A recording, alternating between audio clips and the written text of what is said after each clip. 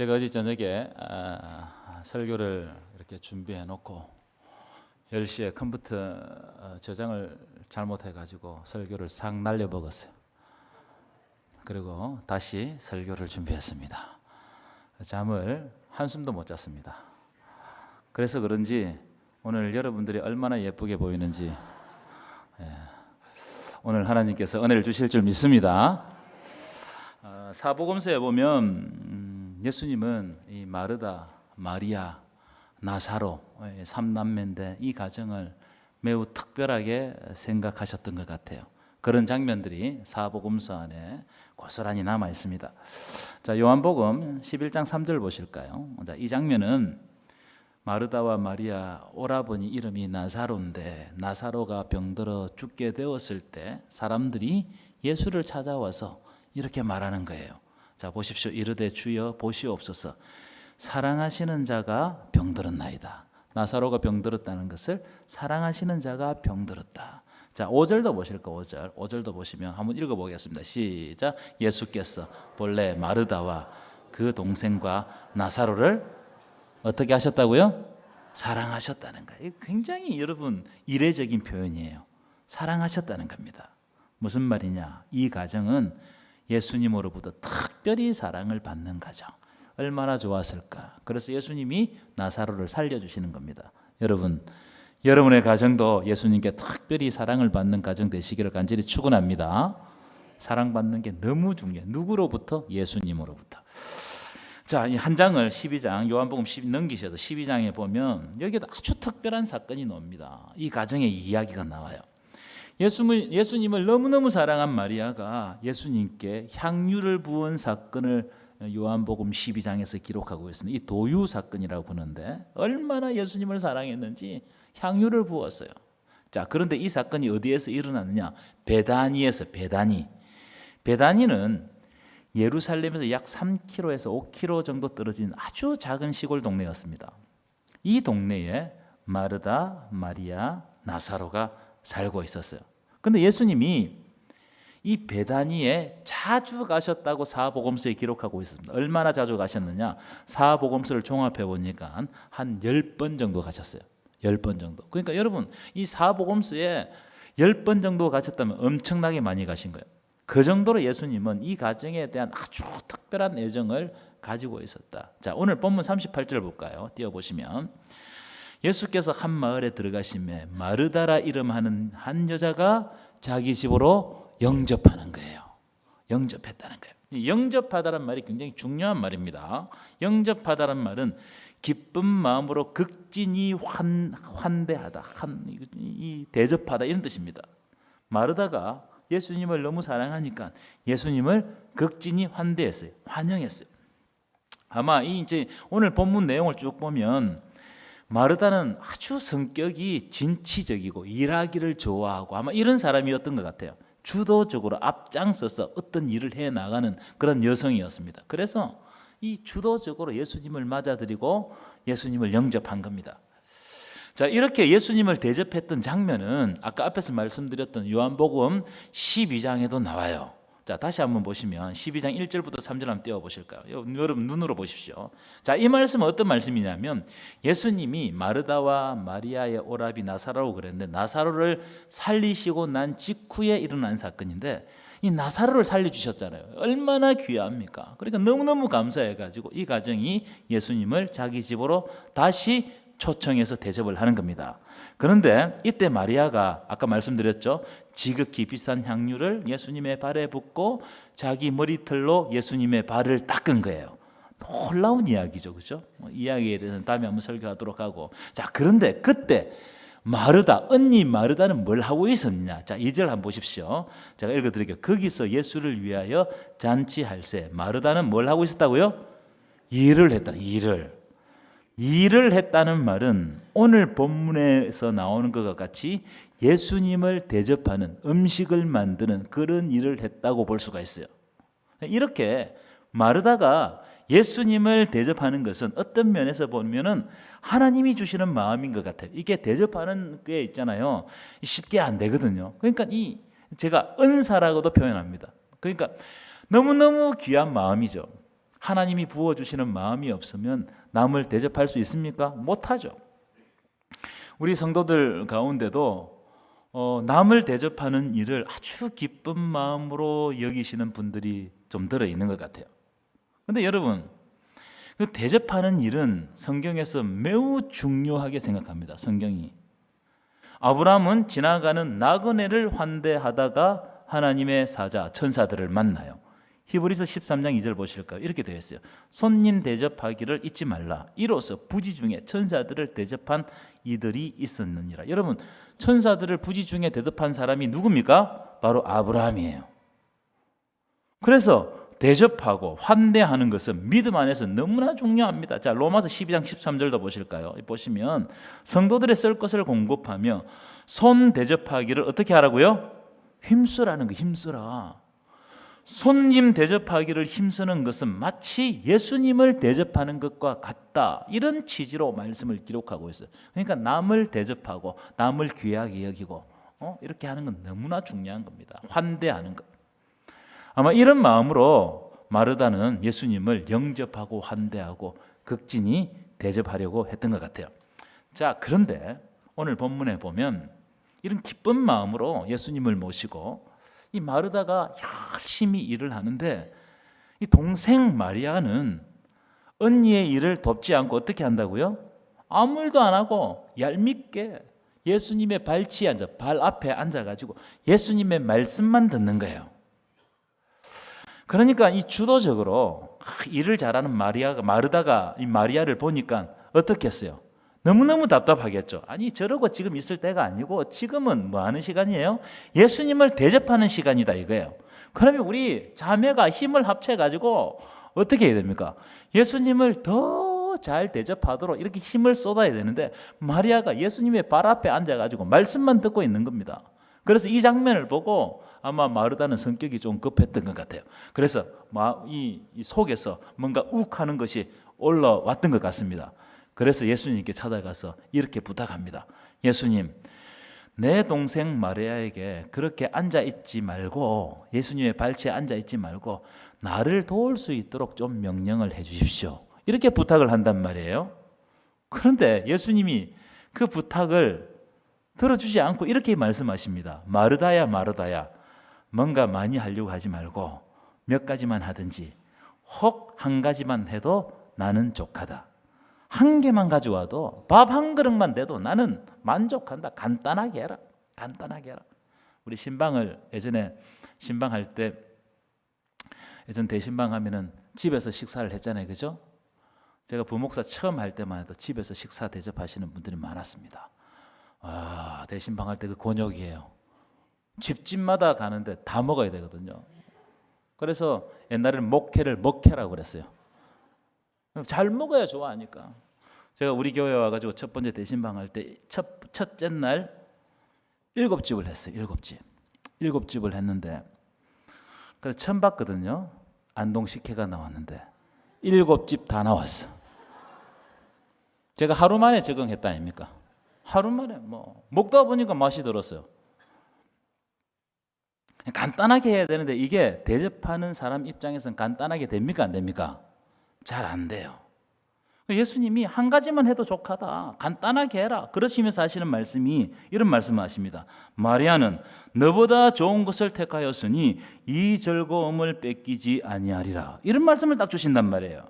마치 이 마르다 입장에서는 내가 열심히 일하는데 나를 책망하는 것 같고 가만히 앉아서 예수님의 말씀만 듣는 마리아만 칭찬하시는 것처럼 딱 그렇게 느껴지는 거예요. 여러분 아마 여러분들도 성경을 읽으면서 그런 느낌을 받았을 거예요.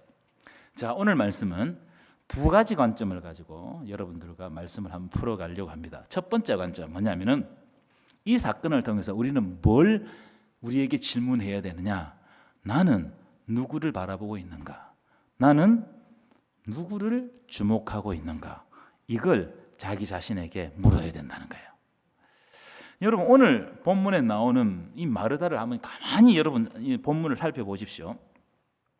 마르다가 예수님을 대접하고자 했던 본래의 취지는 예수님을 기쁘게 하기 위해서 대접하고자 했어요. 맞습니까?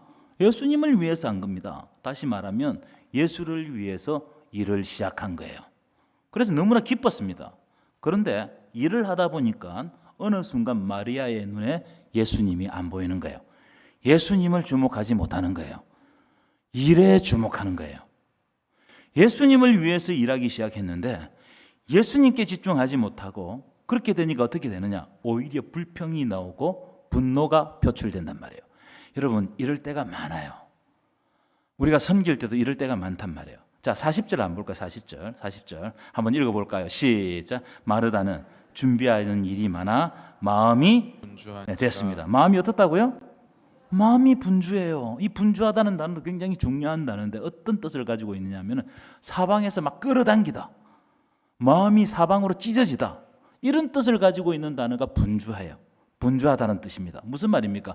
마르다가 예수님을 귀하게 대접해야 한다는 그 생각 때문에 마르다의 마음이 예수님께로 향해 있지 않고 마음이 사방으로 찢어져서 산만해진 거예요. 예수님께 집중하지 못하는 거예요. 그럼 왜 마르다의 마음이 산만해지고 분주해졌을까? 마르다는 아까도 계속 말씀드립니다.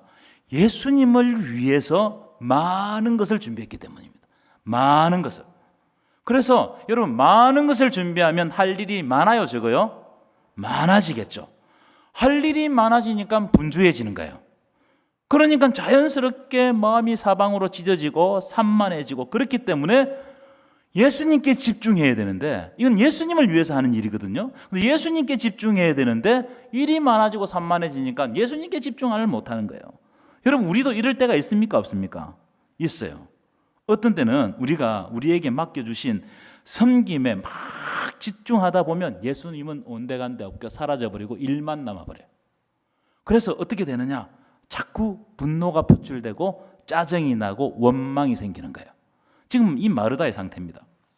자, 그런데 더 큰 문제가 뭐냐 하면은 예수님을 위해서, 예수님의 기쁨을 위해서 열심히 준비하고 그 일을 시작했는데 마르다의 눈에는 예수가 안 보이고 다른 것이 보인단 말이에요. 예수가 보여야 되는데, 예수께 집중해야 되는데 예수가 안 보이고 다른 것이 보여요. 뭐가 보였나? 두 가지가 자꾸 눈에 들어오는 겁니다. 첫 번째가 뭐냐면은 마리아의 행동이 눈에 거슬리는 거예요. 마리아의 행동이. 마리아가 발치에 앉아가지고 예수님 앞에 앉아, 이게 마리아가 너무너무 한심해 보이는 거예요. 아니, 나는 바빠 죽겠는데 왜 마리아는 이 분위기를 파악 못하고 나처럼 왜 예수님을 섬기지 않는가? 나처럼 왜 일하지 않는가? 예수님께 주목해야 되는데 예수님께 주목하지 못하니까 동생 마리아가 걸림돌이 되는 거예요. 이런 일이 많습니다. 우리가 예수님께 집중하지 못하고 예수님께 집중하고 하나님의 말씀이 우리의 삶 가운데 자정하고 우리의 삶을, 하나님의 말씀이 우리의 삶을 움직이면 우리는 어떤 일을 당해도 누구를 보아도 그게 아무 걸림돌이 없어요. 그렇죠? 하나님과의 관계가 딱 바로 이루어지면 아무 관계가 없어요. 내 옆에서 어떤 일이 일어나도 나는 예수님께 계속 집중하는 거예요. 하지만 일에 집중하다 보니까 예수님이 안 보이기 시작하고, 예수님이 안 보이니까 예수님께 집중하지 못하고, 그렇게 되면 어떤 현상이 드러나? 희한하게도 사람이 나에게 걸림돌이 돼요. 사람이 자꾸 마리아가 거슬리는 거예요. 마리아의 행동이 거슬리는 거예요. 여러분, 이 말은 내가 내 열정을 가지고 어떤 일을 하는데 자꾸 오늘 본문에 나오는 마리아 때문에 거슬려 가지고 내가 해야 할 일을 못하게 되어버리는 거예요. 평정심을 잃은 거예요. 평정심을. 그래서 분노가 폭발하는 거예요. 마리아 때문에. 자꾸 저 사람이 걸림돌이 되고 저 사람이 마음에 안 드는 거예요. 그래서 섬기면서도 행복하지 못해. 섬기면서도. 만약 여러분이 지금 그렇다면 마르다의 오류에 빠져 있는 거예요. 마르다의 오류. 자, 두 번째. 예수님께 집중하지 못하고 예수님이 안 보이니까 마르다의 눈에 뭐가 들어오느냐? 내가 지금 하고 있는 이 일이 너무너무 크게 보이는 거예요. 너무너무. 처음에는 예수님을 영접했습니다. 그렇죠? 예수님만 보였어요. 그래서 기쁨으로 일을 시작했습니다. 예수님 때문에 시작한 일이에요. 그런데 음식을 만들다 보니 할 일이 자꾸 많아지는 겁니다. 제가 한 번씩 음식을 만들거든요. 여러분, 음식 만드는 게 굉장히 집중해야 됩니다. 별로 안 믿으시는 것 같은데 제가 잘하는 게 몇 개 있어요. 그런데 그걸 하다 보면 잘 만들려면 굉장히 집중해야 됩니다. 채소도 썰어야 되고 고기도 볶아야 되고 이 동네는 이 빵을 만드니까 이 빵도 구워야 되고, 그렇죠? 불 조절도 해야 되고 그릇도 날라야 되고 이래 자꾸 일이 많아지는 겁니다. 자꾸 일이 많아지니까 그 일에 빠지는 겁니다. 그래서 어느 순간 마르다의 시야에서 그 일을 기쁨으로 하게 하셨던 본질적인 이유였던 예수님이 사라지는 거예요. 그래서 그 일을 하면서도 분노하는 겁니다. 원망하는 거예요. 우리도 이럴 때가 많아요. 저도 이럴 때가 많습니다. 내가 뭔가를 위해서 열심히 섬기다 보면 내가 누구를 위해서 섬기고 있는지를 잃어버릴 때가 있어요. 잊어버릴 때가 있어요. 처음에 시작할 때는 예수님 때문에 시작했습니다. 그런데 나중에 이 일을 하면서 보니까 예수를 위한 섬김의 마음은 다 사라져버리고 일 때문에 분주한 나를 발견하는 거예요. 일 때문에 내가 너무 분주해. 그래서 그 일을 시작하게 하신 예수님조차도 잃어버리는 겁니다. 그러니까 내 삶에 기쁨이 있겠어요, 없겠어요? 기쁨이 점차 사라지는 겁니다. 마르다는 자꾸 기쁨이 사라지는 거예요. 그렇게 되면 마음의 평안도 잃게 됩니다. 자꾸 분노가 밖으로 표출되고 결국 그 분노를 누구에게 쏟으려고 하냐면 마리아에게, 내 동생에게, 사랑하는 사람에게 쏟으려고 하는 거예요. 저는 금방 말씀드린 이 두 가지 현상을 이렇게 해석합니다. 열정의 오류라고 해요. 열정의 오류. 내 열정이 넘치면 예수님이 안 보이는 거예요. 내 열정이 넘치면 마리아가 한심해 보이는 거예요. 내 이웃이 한심해 보이는 겁니다. 내 열정이 넘치면 내가 하는 일만 중요하게 보이고 다른 사람이 하는 일은 다 하찮아 보이는 거예요. 그래서 정죄해버립니다. 내가 지금 잘하고 있는데 당신은 뭐냐? 마리아 저러면 안 된다. 이런 식으로 정죄해버려요. 여러분 착각하지 마십시오. 거룩한 일을 한다는 거. 여러분 거룩한 일이 뭡니까? 주님을 위해서 일하는 거 아니겠어요? 이 거룩한 일을 한다는 것은 내가 지금 무슨 일을 하고 있는가 이것으로 결정되지 않습니다. 내가 뭘 지금 하고 있는지 이게 중요한 게 아니란 말이에요. 내가 교사를 하고 있는가, 내가 찬양대를 하고 있는가, 내가 주방 봉사를 하고 있는가, 내가 주차 관리를 하고 있는가, 내가 안내위원을 하고 있는가, 세가족을 하고 있는가, 이게 중요치 않단 말이에요. 뭐로 결정되느냐? 내가 지금 누구를 위해서 일을 하고 있느냐. 이게 여러분 우리의 마음의 중심에 없으면 우리는 흔들릴 수밖에, 어떤 일이 있을 때마다 흔들리는 거예요. 우리는 자꾸 내가 뭘 하는가에 대해서 집중하거든요. 나 이것도 하고 저것도 하고 저것도 하고, 바쁘고 분주하고 주일에 눈꽃 뜰 새가 없다. 계속 이런 이야기를 합니다. 그런데 뭘 잊어버렸느냐? 나는 지금 이 일을 하고 있는데 누구를 위해서 일하고 있느냐? 이걸 자기 자신에게 딱 물어야 돼요. 그러면 내가 이 일을 감당할 수 있을지 없을지가 딱 결정나는 겁니다. 예컨대 이런 거예요. 저는 지금 이 시간에 목사로서 설교하는 일을 하고 있죠. 대부분의 성도들은, 저도 그렇게 생각합니다. 설교하는 일은 아주 거룩한 일이죠. 그렇죠? 그런데 여러분 한번 생각해 보십시오. 제가 겉으로 볼 때 이렇게 옷을 잘 차려입고 거룩한 척하면서 설교를 하고 있는데, 그런데 제 마음으로는 설교를 잘해가지고 존경받아야 되겠다는 목적으로 만약에 설교를 한다거나, 설교를 잘해서 인기를 끌려고 설교를 한다거나, 설교를 잘해가지고 우리 교회를 무슨 대형 교회로 만들기 위한 그런 목적으로 설교를 한다면, 그래서 열심히 준비하고 그런 이유로 사람을 감동시킨다면 그것은 겉으로는 그렇게 보일지 모르나 영적으로 볼 땐 너무나 세속적인 거예요. 설교일지라도. 만약 그렇다면 그것이 아무리 거룩하게 보일지라도 그건 세속적인 겁니다. 마르다가 이 오류에 빠져 있는 거예요. 자기 열정의 오류에 빠져 있다는 거예요. 내가 하는 것은 다 옳다는 거예요. 그러니까 남이 하는 건 다 틀린 거예요. 그렇죠? 그래서 여러분, 내가 섬기는 섬김이 내 만족과 내 의를 드러내기 위해서 하는가, 아니면 내가 진짜 하는 일이 예수를 위해서 하는가, 이걸 자기 자신에게 딱 본질적으로 질문해야 됩니다. 그래서 이 일을 통해서 나는 예수를 여전히 바라보고 있는가, 내가 어떤 일을 하면서도 여전히 예수님께 집중하고 있는가? 이걸 계속해서 끊임없이 자기에게 질문해야 돼. 그렇지 않으면 오늘 본문에 나오는 마르다의 오류에 빠지는 거예요. 제가 오늘 설교를 준비하면서 제 마음에 이런 생각이 들었습니다. 마르다의 섬김 때문에 예수님이 불편해졌구나. 그걸 나에게 딱 적용하면 내가 목사라고 섬기고 있는데 어쩌면 내 섬김 때문에 예수님이 불편해졌을 수도 있겠구나. 그 생각을 했어요. 제 양심에 찔림이 되었습니다. 제가 한번 말씀드린 적이 있는데 제가 예전에 교회에 있을 때 바자회를 준비하다가 여전도의 회원 2명이서 원수가 된 사건을 보았습니다. 제가 한번 말씀드렸던 이야기예요. 다툼의 원인이 뭐냐면은 부스, 천막을 설치하는데 이분은 여기 설치하자고 그랬어요. 근데 이분은 여기 설치하자고 그랬어요. 제가 볼 때는 여기 설치해도 아무 문제가 없고 저기 설치해도 아무 문제가 없습니다. 그런데 그 다툼 때문에 한 사람이 교회를 나갔어요. 심각하죠. 이 마르다의 오류입니다. 또 한 가지 더 말씀드리면 제가 신학교 다닐 때 단기 선교를 준비했는데 단기 선교 가가지고 하는 게 아이들 여름 성경학교를 가서 해주잖아요. 그래서 그걸 여자 전도사님 2분에게 이제 맡기게 되었어요. 그런데 이 2분이 언론을 하다가 여름 성경학교를 어떻게 하면 잘 할 거냐 이걸 언론하다가 다툼이 생겼어요. 아주 사소한 다툼입니다.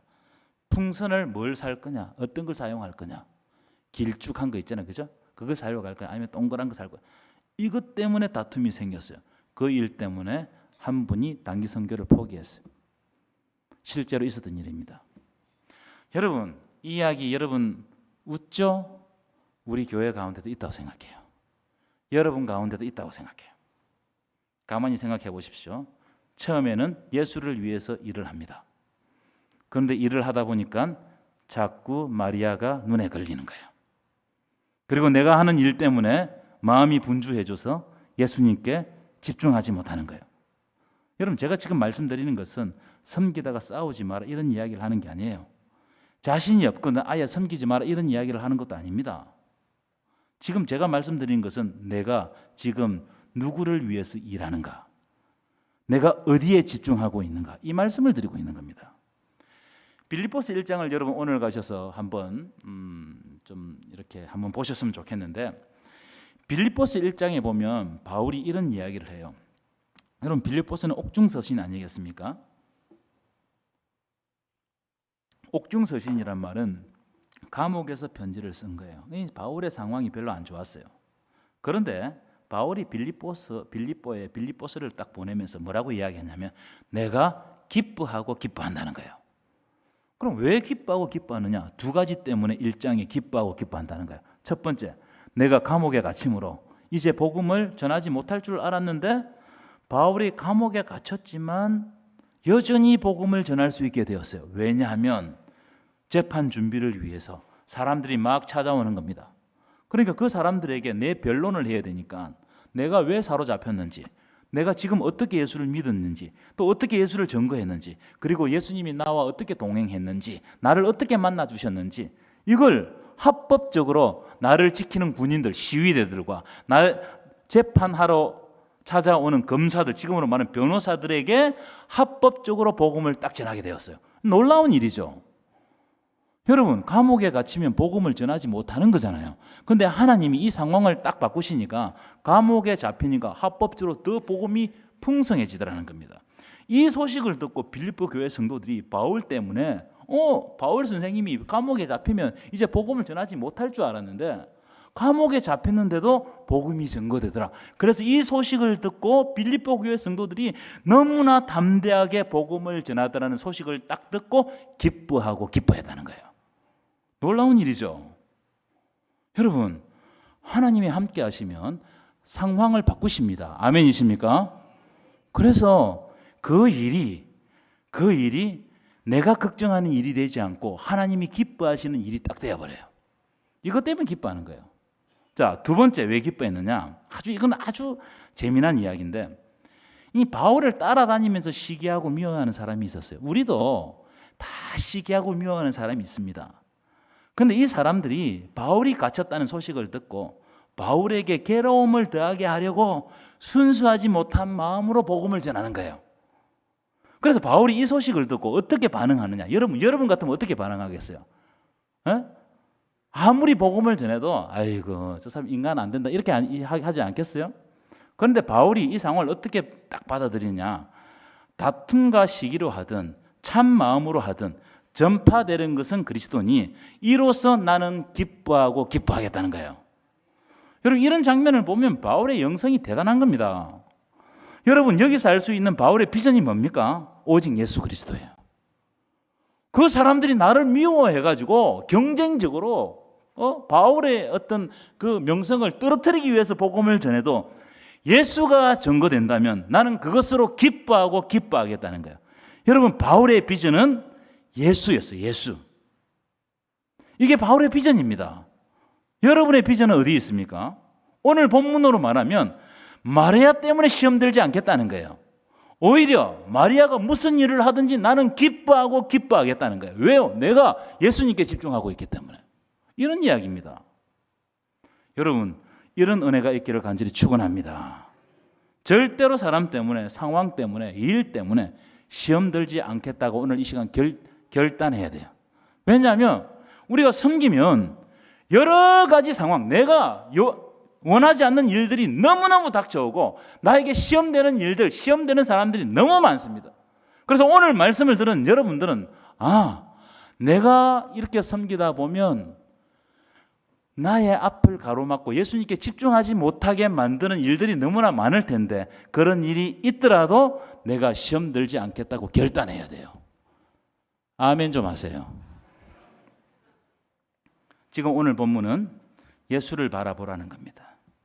여러분 이번 한 주간 마르다처럼 세상과 교회에서 치열하게 일하되 예수님에 대한 처음 사랑을 잃지 마시고 순간순간 고개를 들어 예수님께 집중함으로 예수님이 주시는 참된 평안과 기쁨으로 승리하는 저와 여러분 되시기를 간절히 축원합니다. 두 번째, 균형의 관점으로 오늘 본문을 한번 균형. 이 마리아는 앞에서 말씀드렸지만 이 예수님의 발치에 앉아서 예수님의 말씀을 들었어요. 이 발치에 앉았다는 말은 랍비의 그 선생님의 제자가 된다는 뜻입니다. 그런데 마리아는 어디에 집중을 했느냐? 내가 예수님의 제자가 되겠다. 여기에 집중을 한 거예요.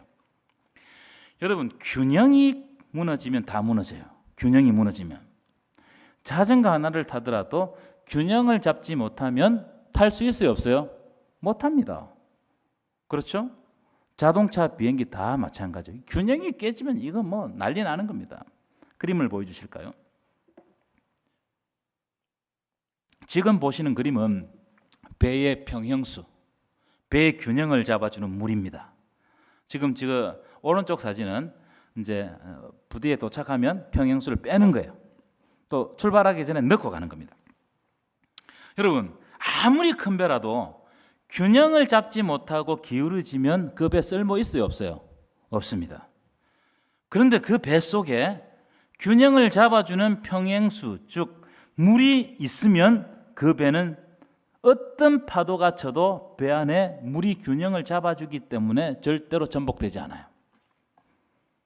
이게 여러분 영적으로도 우리에게 적용할 수 있는 말씀입니다. 여러분 사람도 마찬가지거든요. 제가 몇 년 전에 허리가 아팠을 때 허리가 많이 아프니까 거울을 딱 보니까 제가 이 삐딱하게 서 있더라고요. 균형이 깨지면 삐딱해지는 거예요. 영적인 균형도 마찬가지입니다. 영적인 균형이 깨지면 사람이 삐딱해져요. 그래서 여러분 좀 똑바로 앉으십시오. 근데 여러분 영적 균형은 어떻게 생기느냐? 자, 그림 보여주시면 우리 보네프 목사님이 신도의 공동생활이라는 책에서 영적 균형에 대해서 이렇게 말씀하셨습니다. 하루의 첫 시간을 주님께 드리지 못한 사람은 그 하루의 전체의 균형을 잃게 된다는 거예요. 하루의 첫 시간 단추를 잘못 끼면 어떻게 된다고요? 전체 다 삐뚤어진다는 거예요. 여러분 하루에 일어났을 때 첫 시간 굉장히 중요합니다. 여러분 신앙은요 제가 생각할 때 중심 이동이라고 생각합니다. 따라할까요? 중심 이동. 왜 중심 이동이냐?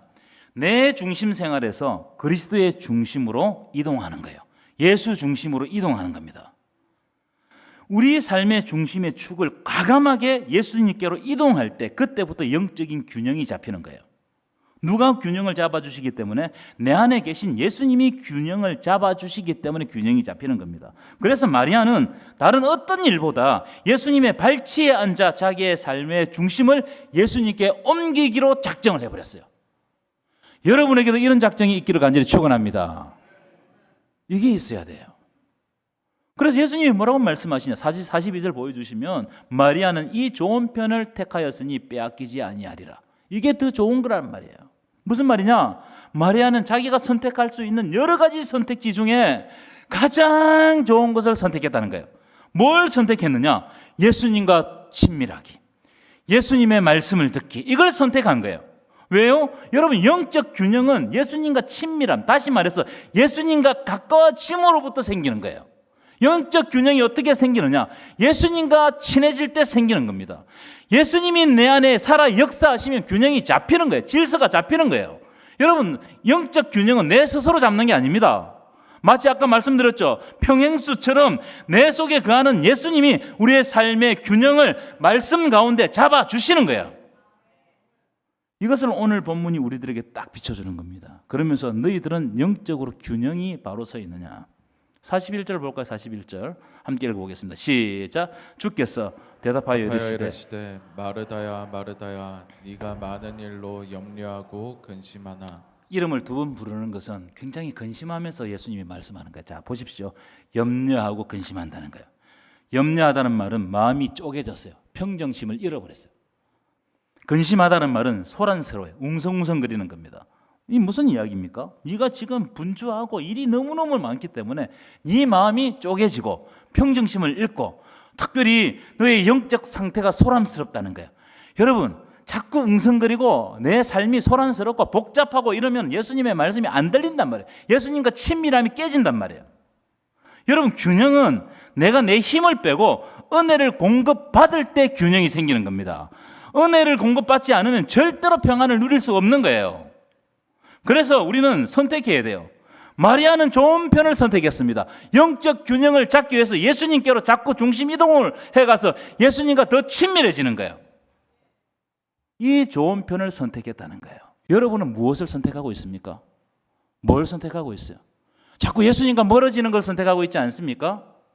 영적 질서는 하나님의 은혜가 임할 때, 예수님과 가까워질 때 질서가 생기고 균형이 생기는 거예요. 그런데 우리 교회를 내가 지금 보니까 자꾸 예수님과 멀어지려고 그래요. 예수님과 친밀하면서 깨지려고 그래요. 은혜 받는 자리에 오지 않습니다. 그래놓고 영적 균형이 깨져놓고 어떻게 된다고? 마르다처럼 자꾸 불평하고 원망하게 되는 거예요. 이게 여러분들의 상태가 아니냐는 거예요. 저의 상태가 아니냐는 거예요. 이것을 예수님이 마르다에게 요구하시는 겁니다. 42절 한번 읽어볼까요? 42절 함께 읽겠습니다. 시작. 몇 가지만 하든지 혹 한 가지만이라도 족하니. 다시 시작. 몇 가지만 하든지 혹은 한 가지만이라도 족하니라. 마리아는 이 좋은 편을 택하였으니 빼앗기지 아니하리라 하시니라. 마리아는 이 좋은 것을 택했다는 거예요. 무슨 말입니까? 선택해라는 거예요. 한 가지만 하더라도 괜찮다는 거예요.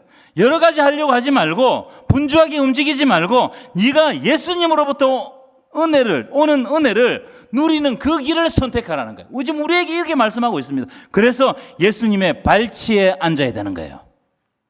예수님의 발치에 앉아야 되는 거예요. 믿으십니까? 예수님의 발치에 앉아는 겁니다.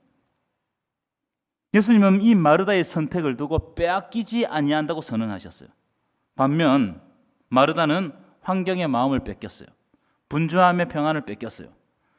마리아의 행동의 시선이 뺏겼어요. 이것은요, 예수 안에서 내 삶의 통제권을 주도하지 못하고 환경에 질질질 끌려다니는 거예요. 여러분, 환경에 끌려다니기 시작하면 끝이 없습니다. 하지만 오직 예수님만을 바라보며 그 발치에 머물렀던 마리아는 그 누구에게도 그리고 어떤 환경에도 자신의 평안과 영적 풍요함을 뺏기지 않았다 이 말이에요. 이것이 바로 예수를 주목하는 자가 되라는 말씀이고 여기에서부터 영적 균형이 생기는 겁니다.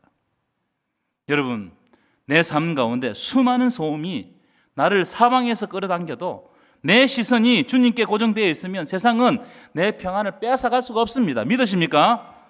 세상에 아무리 불경기라고 아우성치고 내 삶에 당면한 과제들이 산더미같이 쌓여 있어도 주님의 발치에서 얻은 하늘의 평안이 내 심령을 꽉 붙잡고 있으면 우리는 흔들리지 않습니다. 이런 은혜가 있기를 여러분 축원합니다. 이런 은혜가 있어야 돼요. 결론입니다. 오늘 예수님의 말씀을 듣는 저와 여러분이 일터와 가정을 팽개치고 날마다 교회에만 앉아 있기를 원치 않습니다. 예수님은 우리에게는 마르다처럼 땀을 흘려 가정을 돌보고 일터에서 성실하게 일하며 또 교회에서 섬겨야 하는 마르다의 현장이 분명히 있습니다. 그걸 무시해서는 안 돼요. 그러나 주님이 원하시는 참된 균형은 그 분주한 마르다의 현장 한복판에서 마리아처럼 예수님의 발치에 앉아 주님으로부터 오는 은혜를 사모하라는 거예요. 이게 우선순위 제1이다. 주님, 내 힘으로 하려고 하니 마음이 분주합니다. 이 시간 마리아처럼 주님의 평안과 은혜를 공급하여 주옵소서. 먼저 주님의 발치에 앉아 내 영혼을 하나님의 은혜로 채울 때 비로소 우리의 손과 발은 지치지 않고 원망 없이 세상과 이웃을 섬기는 거룩한 영적 균형을 이루게 될 줄 믿습니다.